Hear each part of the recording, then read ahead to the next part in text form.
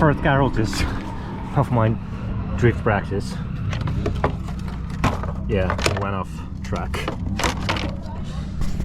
Could have been worse. Hey guys, so yeah, I didn't film the intro, so it's gonna be an intro slash commentary over this episode. And basically I took my Lex, the turbo one, on my first drift event and the Lexus first drift event. Technically speaking, it's not the first one. The first one was last year in my RX-8, but on the first lap I kind of like clipped the car and I decided not to drive it anymore, which again was quite a waste. So 2 days ago I went to another event at D-Pad. It's Raceway not far from Northampton, and well, it was quite a pathetic drift, as expected. I'm not a professional, I am just learning, and yeah, it's a bit intimidating, a bit scary to send your car, and anyways, this is how it went, and as I said, I'm gonna provide some commentary. So this is my first attempt where I totally forgot to disable the traction control.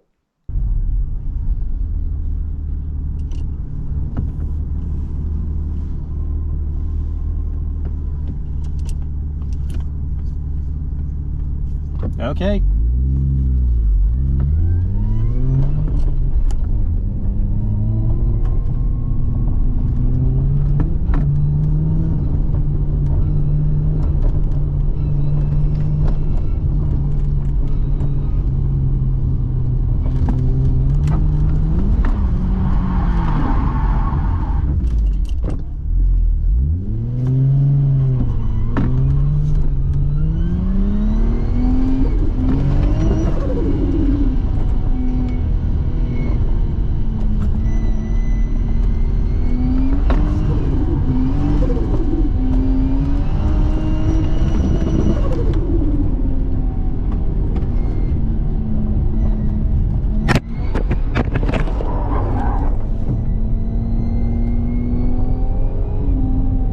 Right, and then, yeah, then the camera decided to unclip and flew off.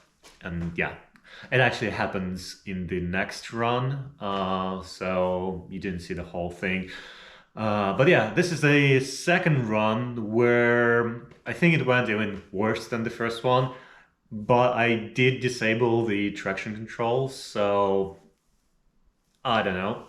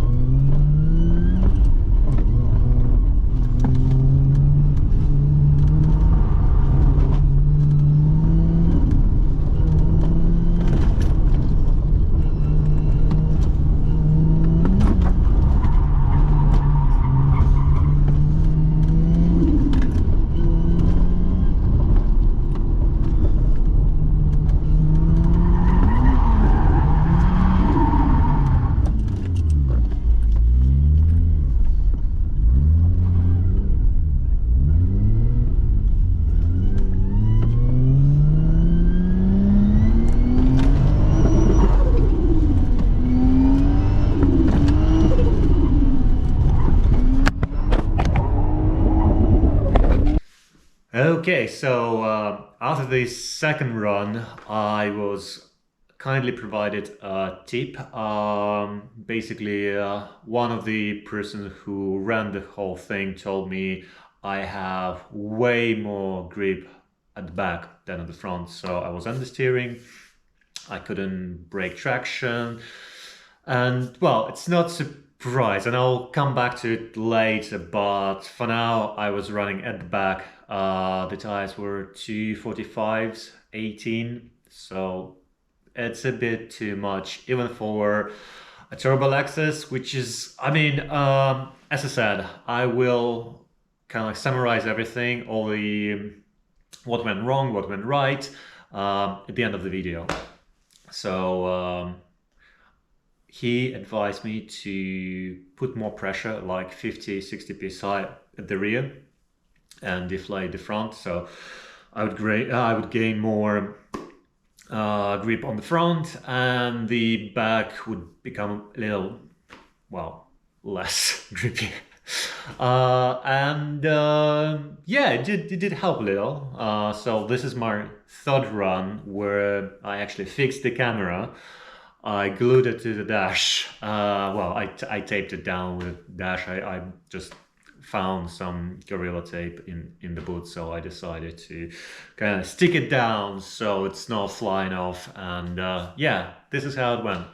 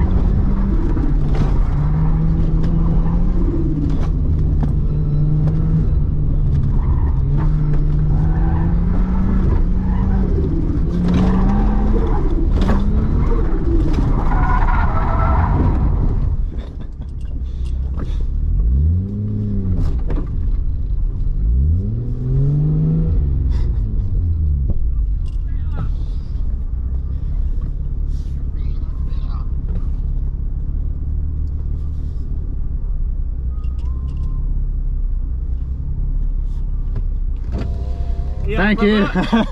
Come off, check your car, Yeah, everything yeah, right, then yeah. come back on it after, innit? Okay, thank you. Wait, nice one, bro.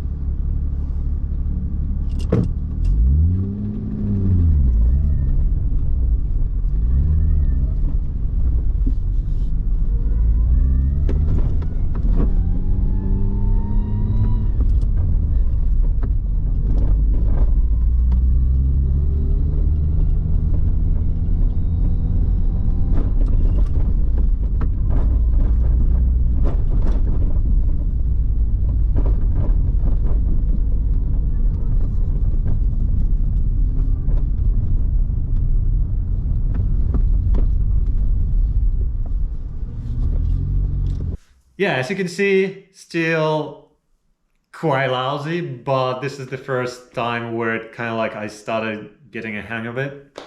And yeah, I sort of went off track a little bit, but yeah, I started gaining confidence, and the car started to behave as expected a little bit. Not great, but yeah, it was getting there.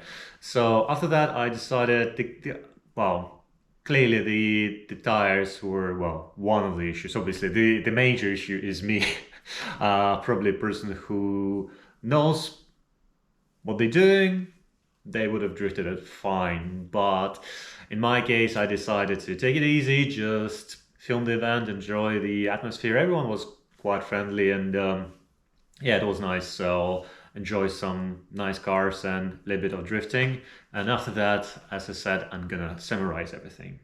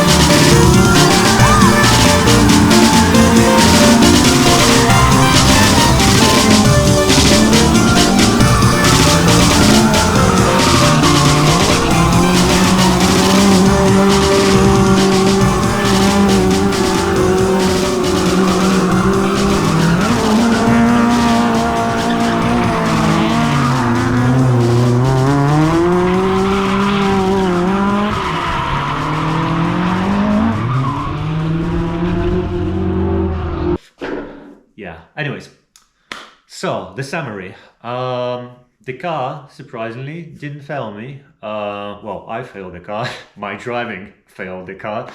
Um, and minus the tires, I think it's more or less capable. I still, well, to be honest, since my last video, I was planning to, well, I had so many plans for the episodes, but the life came about and I wasn't able to film lots of personal stuff, so I don't want to go too deep about it.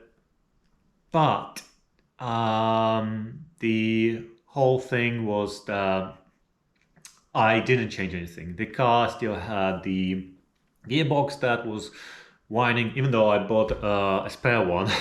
I just uh, didn't have time to swap it around. So I took the car with the whining gearbox. Every single gear whines like crazy except the fifths for some reason. No idea. Um, I didn't install the fuel return line. Yeah, I think that I wanted to do something else, but I don't remember what it was. Anyways, the car had some issues, so I was a bit worried that it wouldn't make it, but it did, even though I even like clutch kicked quite aggressively. The box is fine, everything is fine. Well, I lost the half of the splitter, but again, it's such a minor thing. Overall, it went great. The whole vibe was super nice. Everyone like, I went there by myself, and for everyone who wants to start or starting drifting, it's a bit scary to be on yourself, on your own. Just a if something goes wrong, basically in my case, it's not too far, but it's 60 miles from where I live. So if something breaks, I will end up stranded. 60 miles away, yes, recovery, it's all doable. It's not like I'm in the middle of nowhere, but you know what I mean. It's a bit scary, and you can't fully relax and push the car hard, especially when you're just starting. You just want to get a feeling of how it just how it feels when the car goes sideways, I suppose. So yeah, I was taking it easy, didn't push it. The final gearing is a bit short. I was drifting in second, and yeah, I was hitting limiter quite often. But yeah, it was fine as expected. The diff came out of an auto car, so much shorter final ratio. It's fine, to be honest. I think a proper driver would have been able to drift it without any problems. On the plus side, the car didn't overheat. It still has the stock radiator that probably came from factory when the car was manufactured like 20 years ago. So surprisingly, even with a turbo, yes, you might say, dude, you didn't drift. Yeah, but I was hitting the limiter quite often, and I was just sitting in the red zone. And the temperature didn't go beyond 190 Fahrenheit, so in Celsius is gonna be like 90 something. So it's normal. Uh, what else? The car felt a little bit soft-ish, and it really, as I said, I have very little experience, but yeah, overall, like I struggled a little bit. Next time, I'm just gonna buy a pair of like really skinny wheels, maybe stock sport wheels or something, and we'll check them on, and I'll try to drift. Uh, but yeah, I guess the other elephant in the room is the car is running super rich, like crazy rich. So I don't know the real power, but I don't think it's if it's 200-ish, it's great. But I doubt that. It's insanely rich. You can smell petrol just standing next to the car, and believe me, I checked for fuel leaks. It's not fuel leaks. Like nothing is leaking. So the car is overfueling. it needs some work. Like some of the bushings are old and they just on their way. Honestly, like the rear hub bushing. If you have an IS200, you know what I mean. It's the low control arm, the one in the hub. It's so bad, like the whole wheel is just shaking. So I need to replace those. Another thing is the MOT is running out next month, and because of the turbo, because well, you know, it's a turbo, so I'm afraid that I might have problem passing MOT in the current form. I'll try to put a factory CAD on it, but considering how rich the car is running, I don't think it's gonna pass on its own. So if you have a friendly tester, wink wink, let me know. But yeah, I'll try to make it pass legitimately. I just don't want to put it back to stock for MLT. But yeah, MLT, it's another thing. Running reach, it's got the rusted pockets. Like again, if you have an IS200, you know what I mean.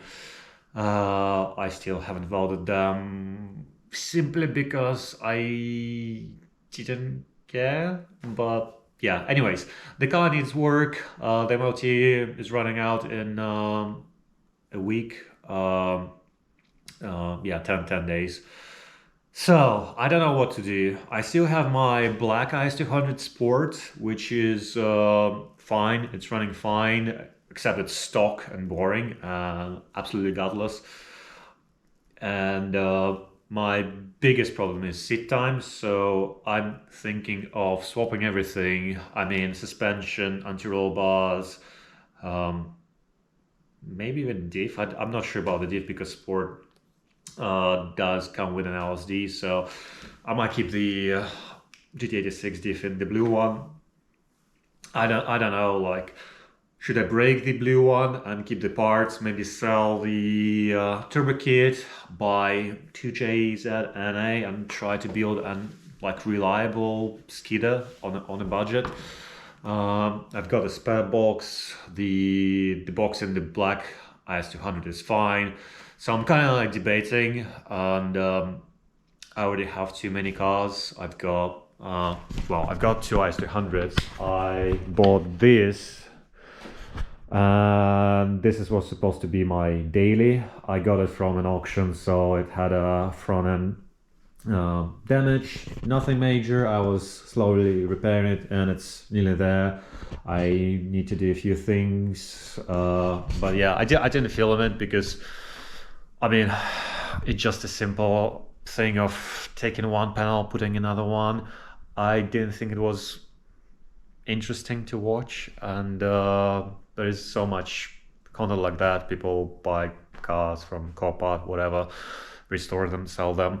I kind of like it. You can get an interesting car for relatively decent money, but it's a gamble. And like this car, when I bought it, it had a front end collision, which is, I mean, was obvious. The things, well, the thing that wasn't obvious is a huge dent in the roof. I sort of fixed it already. You probably can't see it. Well, you might see it. You see the reflection here. Like there are still little dents here and there, but yeah, there was like a massive dent in here. So I had to pull it out. I used one of those cheap paintless dent removal kits from eBay. It did the job. It's fine. Not the greatest, and yeah, there's also like a huge spot of rust which I treated, and ideally the whole roof needs, well, resprayed. Maybe not the whole roof, but like this section. Another thing was the windshield had a crack, which again wasn't part of the description. It's not, I think it's an MOT advisory, it's not a fail. You can't even see it probably here on camera. But anyway, I digress. I've got an MX-5 there as well, which I daily right now. Nice car, totally stock, nothing crazy. 1.8 Thorson 5-gear box. I do like it. It's in very good condition. All the rust was repaired, and I got it for really good money. So I'm just enjoying it. I might again keep it. It's just nice, and it's as clean as you can get an MX-5 from 1998 here in the UK. And when I say it's clean, it's really clean. There are a few things. The paint has faded somewhere. Like here, you can see it's a bit patchy, but it's minimal. The most important thing, seals, arches. Seals and arches were done professionally. You can't, well, you can tell, but there is no rust anywhere. The chassis legs are also fine. They haven't been touched. They are practically spotless. So I want to keep this car. Maybe just put suspension wheels and just enjoy it. And I do like how it drives. I'm still not 100% sure if I'm gonna keep IS200. It's a nice car, but it's a bit boaty, and yeah, I don't know whether I swap to, well, whether I switch to MX-5 as a drift car. But the huge huge advantage of IS200. I chucked all the wheels, tools, everything in the car, and I still had space. And it's just nice to drive on motorways. Like, as much as I love my MX-5, it's horrendous. I hate driving it on motorways. But yeah, so the plan. Yeah, sorry for a bit of a tangent here, but the plan is, I don't know. Tell me, what do you want to see? I don't know. I'm still gonna do stuff that I want. So if it's not something that you like, I mean, I don't really care. I'm sorry. I know this is a sort of YouTube thing where people need views and stuff. I don't. I do it as a hobby. I just enjoy talking to you guys, sharing some experience, and yeah, just fun. So I might swap suspension and anti-roll bars on the black legs, and we'll just take it to the drift days in stock form just to get more sit time. And actually, I bought some wheels. These are 8, 7.5, so they're quite skinny, but technically they're for the GT86. So yeah, I don't know. Let me know what you think in the comments, and I'll update you. Well, I'll try to be more consistent with the videos, but as I said, life has its own plans, and currently, yeah, I'm going through a lot of personal shit, and yeah, quite busy at work. So I don't know. I'll try to keep you posted, and as I said, update you as I go, because it's quite fun. But yeah, anyways, too much talking from me. Thanks for watching, and I hope to see you in the next one.